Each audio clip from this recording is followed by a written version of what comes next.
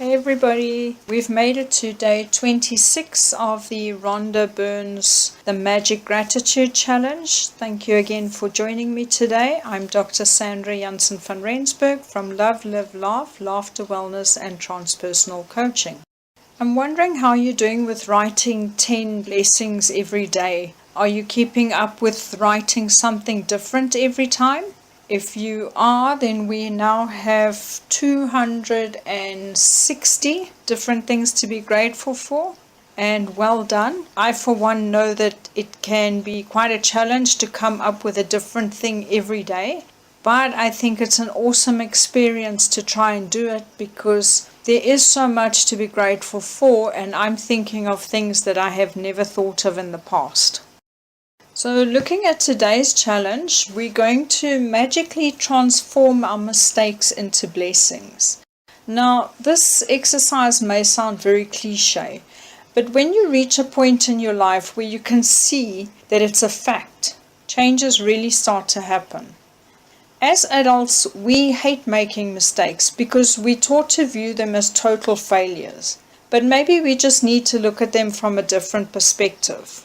Here's the thing. Life is about making choices, and while in itself no choice is either good or bad, our perception of its consequences make it so.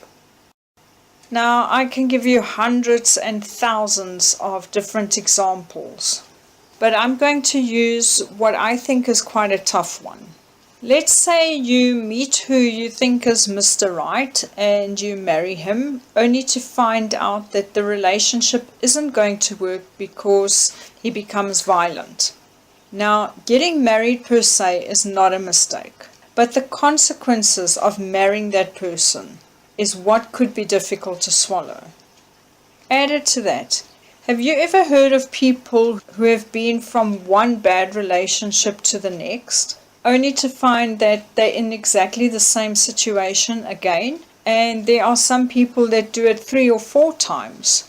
This is because they haven't learned the lesson of the consequence the first time around. So how do we learn these lessons? We learn them by showing gratitude. Finding things to be grateful for from a bad situation transforms the mistakes into blessings. So, using the example of the bad marriage, let's see if we can identify some things that you may be grateful for. Maybe something like, I am grateful to Joe for our marriage because it taught me to read the signs of a potentially abusive partner. Or what about, I am grateful to Joe for teaching me the necessity of setting personal boundaries. Now, I'm not going to lie to you and say that this is necessarily an easy exercise, because it really isn't. But if you push through, it'll be worth it when you reap the benefits. And what are those benefits? Well, you won't have to repeat the lesson.